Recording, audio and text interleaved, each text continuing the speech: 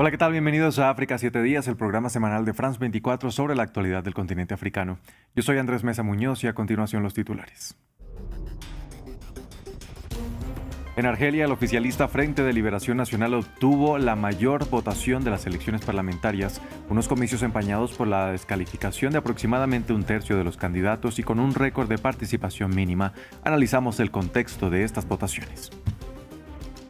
En Sudáfrica, grupos antiinmigrantes protagonizaron masivas protestas en todo el país cuando se cumplió la fecha límite que establecieron para que personas indocumentadas abandonaran suelo sudafricano.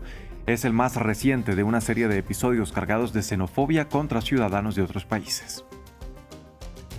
Burkina Faso rompió relaciones diplomáticas con Francia y así cortó oficialmente los lazos históricos con su antigua potencia colonial. La medida es la cereza en el pastel tras años de tensiones marcadas por cuestiones de seguridad, soberanía y supuesta injerencia extranjera. Vamos a empezar en Argelia. Este país celebró elecciones parlamentarias el pasado 2 de julio en las que el oficialista Frente de Liberación Nacional fue la fuerza más votada. De acuerdo con las autoridades, el FLN consiguió 90 de los 407 escaños en juego.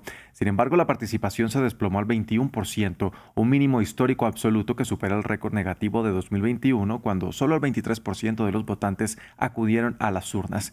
Esa tendencia al abstencionismo se ha vuelto recurrente tras las protestas ciudadanas de 2019, conocidas como el Hirak, que provocaron la caída del entonces presidente Abdelaziz Bouteflika. 7 años después de aquel estallido, la descalificación por parte del gobierno de aproximadamente un tercio de los candidatos volvió a alimentar el descontento público. Para analizar este tema saludamos a Brian Acuña. Él es magíster en Relaciones Internacionales con énfasis en diplomacia por la Universidad Nacional de Costa Rica y además especialista en Medio Oriente y creador del think tank Centro de Estudios Interactivos sobre Medio Oriente. Brian, bienvenido a France 24. ¿Qué tan importantes serán estas elecciones para el régimen argelino y en qué contexto político se dieron?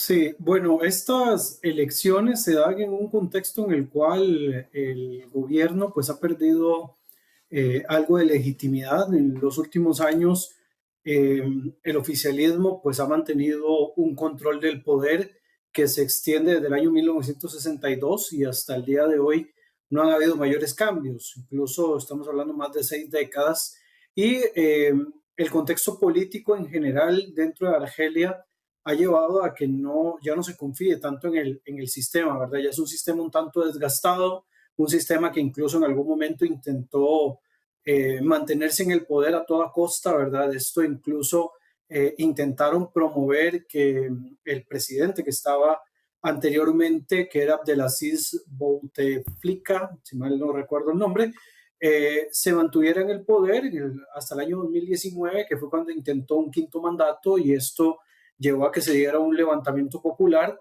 que el ejército al final de cuentas no reprimió y por el contrario, más bien como que permitió que la misma población se hiciera sentir, ¿verdad?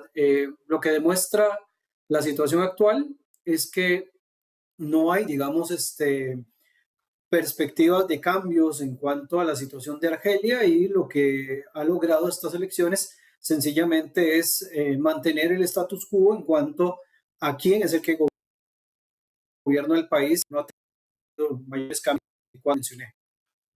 Ahora, Brian, la abstención volvió a ser la protagonista. ¿Hasta qué punto el espíritu del movimiento Hirak de 2019 sigue influyendo en el comportamiento de los argelinos 7 años después?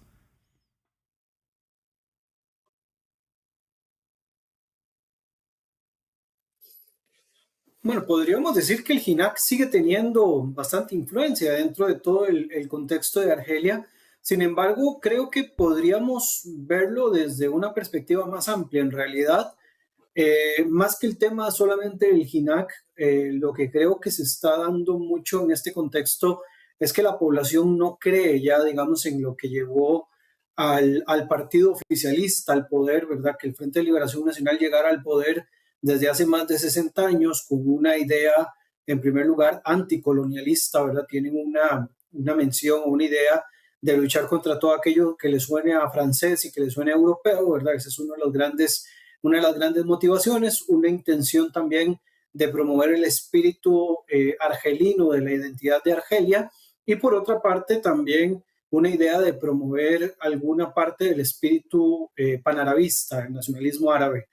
Eh, ¿Cuál ha sido, digamos, la situación en la actualidad? Sencillamente, no solo es un deterioro de un sistema que está desgastado, sino que es un sistema que sigue viviendo, digamos, de la condición en la cual la gente no ve mayores cambios o cambios oportunos y debido a esto, pues no se promueve más allá de lo que está pasando. Siguen viviendo en una especie de bonanza económica a nivel gubernamental debido, digamos, a los intercambios que han logrado con algunos países como China, las alianzas que tienen con países como Rusia, como Irán, los últimos contactos que han tenido como puerta desde el Sahel hacia las zonas mediterráneas, pero mayores cambios no hay y sigue habiendo, digamos, problemas asociados al tema económico, por ejemplo, con la población joven que, como en muchos otros contextos, no encuentran fuentes de empleo y además no hay, digamos, como ya lo mencioné, ningún tipo de pronunciamiento que esto vaya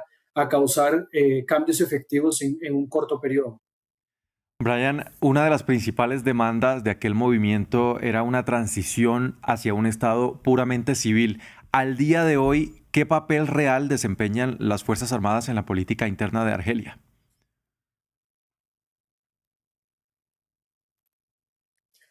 Bueno, de alguna forma las Fuerzas Armadas le siguen dando equilibrio al poder. A pesar de todo, a diferencia, digamos, de otros países donde la concentración de las Fuerzas Armadas son las que al final de cuentas hacen que permanezcan ciertos liderazgos en el poder, como podemos ver, digamos, el caso de Egipto con Abdel Fattah el-Sisi y otros contextos también cercanos. Lo cierto es que en Argelia el ejército tiene poder, tiene fuerza, pero intentan no, digamos, tomar una posición demasiado marcada con respecto al Ejecutivo, ¿verdad? Se ha convertido como en una especie de elemento de arbitraje para evitar que se dé un colapso del sistema.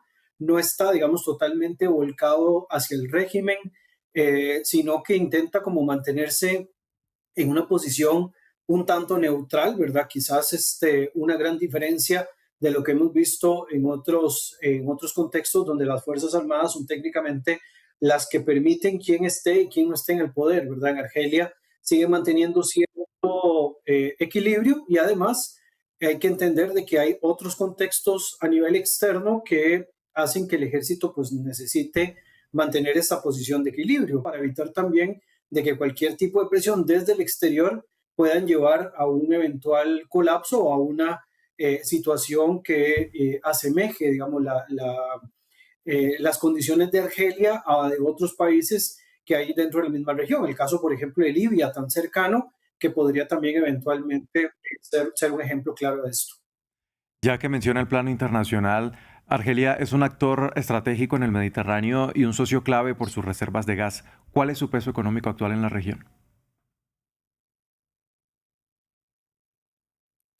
Bueno, tiene un peso importante porque es uno de los grandes proveedores de gas hacia Europa, ¿verdad? Es ese elemento distorsionador, ¿verdad? En cuanto a su política exterior anticolonialista, pero al mismo tiempo económicamente dependiente, ¿verdad? Aquí es donde vemos cómo esos dos factores tienen que equilibrarse en alguna forma y de alguna manera el elemento del gas sigue siendo uno de esos que le dan estabilidad al régimen tal y como está en la actualidad. Mientras haya un equilibrio en cuanto a los precios y estos le permitan hacer un poco más de inversión a nivel social, posiblemente el tema del gas siga siendo un factor importantísimo para que el régimen no colapse en un corto periodo. Aún así, yo lo veo muy complicado de que se den estos cambios bruscos dentro del régimen porque, como ya lo dije al inicio, está muy bien aplomado con más de 6 décadas manteniendo control dentro del país. Brian, muchas gracias por la entrevista. Con muchísimo gusto, que estén muy bien.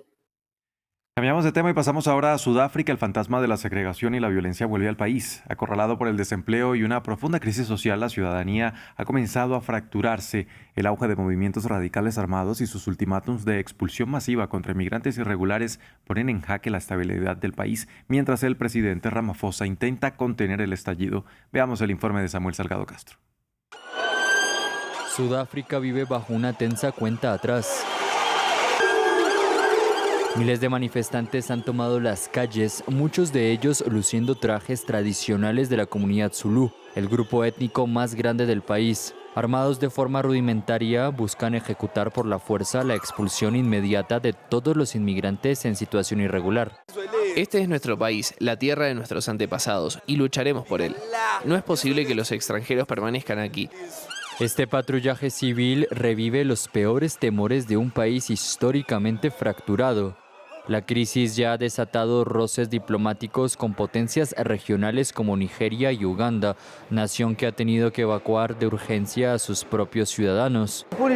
No puedo describir la sensación de libertad que siento porque escapamos de la muerte. Es la verdad. Si nuestro gobierno no nos hubiera ayudado, no me atrevo a imaginar qué nos habría pasado. Teníamos miedo, estábamos aterrorizados. Fueron increíblemente brutales e hicieron con nosotros lo que quisieron. Estábamos tan aterrorizados que ya ni siquiera podíamos trabajar. Permanecimos encerrados. La violencia ya es letal, linchamientos y ataques sistemáticos contra ciudadanos de Mozambique y Malawi. En una Sudáfrica con una de las tasas de desempleo más altas del planeta, la población extranjera, que roza el 5%, se ha convertido en el chivo expiatorio del malestar social. En el centro de la revuelta destaca la activista Jacinta Gobese Zuma, líder de March and March, quien moviliza a millones de seguidores desafiando abiertamente al presidente Cyril Ramaphosa. En nuestro país no hay lugar para el racismo, no hay lugar para el sexismo, la xenofobia, la afrofobia ni ninguna otra forma de intolerancia.